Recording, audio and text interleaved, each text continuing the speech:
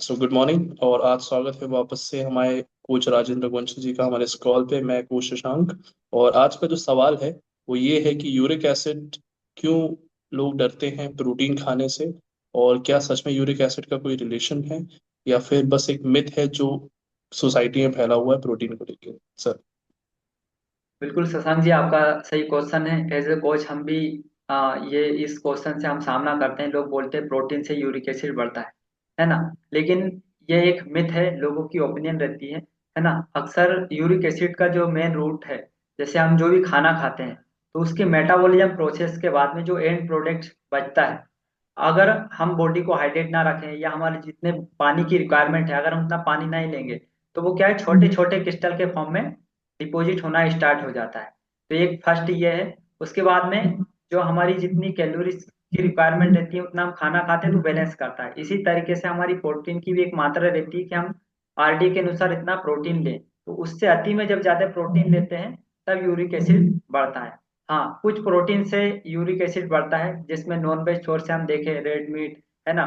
और उसके बाद में कुछ सी फूड्स रहते हैं, स्पेशल एल्कोहल। एल्कोहल में भी जो लोग बियर पीते हैं है ना, तो उसमें क्या है, वो छोटे छोटे क्रिस्टल जो है डिपॉजिट होने लगते हैं क्योंकि वो एक्सेस में इनटेक कर लेते हैं इसकी वजह से। क्योंकि एग्जाम्पल के तौर पर है, जैसे कि कोई भी नॉन वेज सोर्स से अगर प्रोटीन ले रहा है तो वो जो एनिमल जो रहता है उसकी जो माइक्रोबिलाई जो रहती है एब्जॉर्ब करने की अलग रहती है, और हम कौन है, ह्यूमन बीइंग है। तो हमारी माइक्रोबिलाई जो है प्लांट बेस्ड प्रोटीन को एब्जॉर्ब करने के लिए बनी हुई है।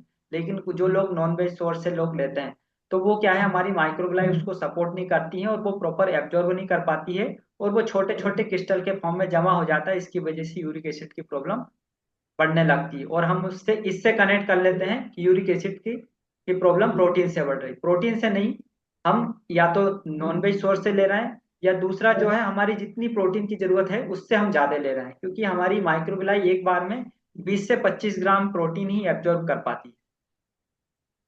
तो सही प्रोटीन कौन सा है, कैसे पहचाने? हाँ, सही प्रोटीन यह है, देखो हम नॉन वेज हम जितने भी दालें लेते हैं, चाहे वो तुअर दाल, मूंग दाल, उड़द दाल, चने की दाल है ना, या सोया प्रोटीन, या और भी अलग अलग बहुत प्रकार के प्रोटीन रहते हैं प्लांट बेस्ड। तो हम अपने जो वेलनेस एजुकेशन प्रोग्राम में यही चीजें सजेस्ट करते हैं कि आरडीए के अनुसार हमको कितना प्रोटीन की जरूरत है। हम रफली अगर मान के चलें तो आरडीए के अनुसार, रिकमेंडेड डाइटरी अलाउंस के अनुसार हमको 1 किलो पर 1 ग्राम प्रोटीन चाहिए, है ना। तो कई लोग बोलते हैं कि हमारा एक्सेस में हो जाता है। तो उनसे यही क्वेश्चन है कि आप खुद चेक करो कि आपका मान लो 60 किलो वजन है, तो क्या आप 60 ग्राम प्रोटीन ले रहे हैं डेली बेसिस पे। पहली बार तो उतना प्रोटीन हो ही नहीं रहा है, तो यूरिक एसिड बढ़ने की तो बात ही दूर है। सो जिनको ऑलरेडी यूरिक एसिड का प्रॉब्लम है तो वो ऐसा क्या करें अपने लाइफस्टाइल में इम्प्रूवमेंट जिससे वो इन चीजों से निजात पा सके? तो इसके लिए जो हमारे जो वेलनेस एजुकेशन प्रोग्राम है, क्योंकि हम 2 3 5 मिनट की ये जो हम बात कर रहे हैं जनरल एक वीडियो में ये पूरा कवर नहीं कर सकते हैं। तो हमारे जो वेलनेस एजुकेशन प्रोग्राम्स रहते हैं उसमें हमारे ऑल ओवर इंडिया से क्लाइंट कनेक्ट होते हैं। वो पूरा मॉर्निंग में 1 घंटे का वेलनेस एजुकेशन प्रोग्राम रहता है। उसमें हम पर्टिकुलर कोई एक टॉपिक पर हम बात करते हैं। जैसे कि आज हम प्रोटीन के मिथ की बात कर रहे हैं कि लोग सोचते हैं कि प्रोटीन की वजह से यूरिक एसिड बढ़ जाता है ना। तो हम उसमें पर्टिकुलर एक कोई टॉपिक कवर करते हैं कि कोई भी प्रॉब्लम जो रहती है उसकी रूट कोज क्या रहती है, और कैसे नेचुरल आरडी के अनुसार जितना प्रोटीन चाहिए उतना हम ले लें। लेकिन मैं एक चीज यहीं पे ये कवर करना चाहूंगा, जिससे अगर लोग प्रोटीन नहीं लेते हैं तो हमारी जो बॉडी है वो मस्कुलर, अगर हम मस्कुलर भी रहे और किसी प्रकार की प्रॉब्लम ना रहे तो प्रोटीन लेना जरूरी है।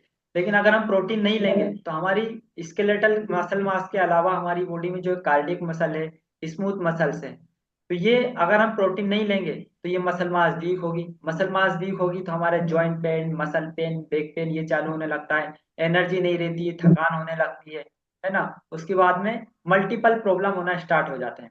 तो ये इस प्रकार की हमारी मसल मास रहती है। अगर ये मसल मास को मेंटेन रखना है तो हमको 1 किलो पर 1 ग्राम डेली बेसिस पे चाहिए। अगर उतना प्रोटीन नहीं ले रहे हैं तो एक, जब तक हम यंग रहते हैं तब तक तो बॉडी सपोर्ट करती है। लेकिन जैसे जैसे एज बढ़ती जाती है मसल मास वीक होती है, और वजन बढ़ने का, मोटापा मतलब फैट बढ़ने का सबसे बड़ा एक कारण प्रोटीन का कम लेना भी है। क्योंकि जैसे जैसे हम प्रोटीन कम करते हैं मांसपेशी कम होती है और फैट अपना स्पेस लेने लगता है ना। एग्जाम्पल के तौर पे समझे, जो हम हमारे घर में जो दीवार है, दीवार में जो ईंट है, ईंट को कौन ने पकड़ के रखा, सीमेंट ने। तो पूरा स्ट्रक्चर को मेंटेन करके रखती है। इसी तरीके से प्रोटीन जो है हमारी मांसपेशी को बढ़ाता है, और मांसपेशी हमारी पूरी बॉडी का जो स्ट्रक्चर है उसको मेंटेन रखता है। और जब बॉडी का पोस्चर मेंटेन रहेगा तो बॉडी टाइट, टोन और गठीली रहेगी, और हम लॉन्ग लास्टिंग, हेल्दी और एक्टिव बने रहेंगे। तो ये है समाज के अलग अलग ओपिनियंस रहते हैं, फैक्ट पर हम बात नहीं करते हैं, कोई भी कुछ भी बोल देता है। तो हम जो अपने वेलनेस एजुकेशन प्रोग्राम से में ये सारी चीजें बताते हैं, recommended dietary allowance, ICMR, Indian council of medical research, FSSI, food safety standard authority of India, इन सारे संस्थानों की जो गाइडलाइन रहती है वो हम बताते हैं साइंटिफिक तरीके से। सब तो हमारे रहते हैं, लेकिन पूरी गाइडलाइन जो रहती है, जो हमारी भारत की टॉप संस्थान है, जिसमें एक एनआईएन है, नेशनल इंस्टीट्यूट ऑफ न्यूट्रिशन, इनकी गाइडलाइन रहती है कि कब कौन को कितनी मात्रा में कितना न्यूट्रिशन लेना, माइक्रो, मैक्रो, फाइट्रो, ये सारी चीजें जो हम जो है उन गाइडलाइन को फॉलो करते हैं। लेकिन ये 1-2 मिनट की वीडियो में पॉसिबल नहीं रहता है, इसलिए हमारे जो वेलनेस एजुकेशन प्रोग्राम्स में जो हमारे क्लाइंट रहते हैं उनको हम डीपली इन चीजों के बारे में बताते हैं, और इसी की वजह से हमारे यहाँ लोगों को बेहतरीन शानदार रिजल्ट है। और हमारा मेन फोकस रहता है प्रिवेंशन पर, ताकि फ्यूचर में कोई प्रॉब्लम ना हो। जानकारी आज सबको है, लेकिन सही तरीके से क्या होना चाहिए वो प्रॉपर तरीके से नहीं रहती है, क्योंकि आजकल हर व्यक्ति के पास में नॉलेज है, लेकिन फैक्ट पर हम फोकस नहीं करते हैं। जैसे गूगल पे भी हम कहीं व्यूज देखते हैं, लोग बोलते हैं गूगल पे ये तो लिखा है, तो गूगल पे शशांक जी जैसे आपका इंस्टाग्राम पर अकाउंट है, फेसबुक पर अकाउंट है, इस तरीके से आप गूगल पे भी अपना एक अकाउंट बनाकर उसमें अपने कुछ भी व्यूज डाल सकते हो। उसमें कोई नेगेटिव भी डालेगा, पॉजिटिव भी डालेगा। तो लेकिन हम अगर प्रॉपर तरीके से करेक्ट देखना है, तो हम इस तरीके की जो भारत की टॉप संस्था है, जैसे आरडीए पे जाएं, कितना हमको न्यूट्रिशन चाहिए, कितना प्रोटीन चाहिए, एनआईएन की साइट पर हम जाएं कि हमको कितना माइक्रोन्यूट्रिएंट्स या सेल्यूलर न्यूट्रिशन लेना चाहिए। तो हम अगर हम फैक्ट वाली साइट पर जाएंगे तो हमको फैक्ट मिलेगा। तो हर चीज के दो पहलू है, नेगेटिव और पॉजिटिव। जो लोग आप लोग सर्च करो वो मिलेगा, लेकिन फैक्ट फैक्ट होता है, उसको कोई झुटला नहीं सकता। Thank you so much Ryan sir, बहुत ही अच्छा इंसाइट आपने दिया यूरिक एसिड के बारे में कि क्या मिथ है क्या फैक्ट है, और कैसे हमें प्रोटीन को विक्टिमाइज नहीं करना है, उसको इम्पोर्टेंट पार्ट समझना है मस्कुलैरिटी के लिए, इम्यूनिटी के लिए, अपनी हेल्थ के लिए।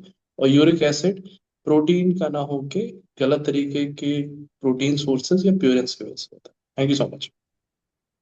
Thank you so much Shashank ji, मिलते हैं नेक्स्ट पॉडकास्ट। बाय बाय, जय जय भारत।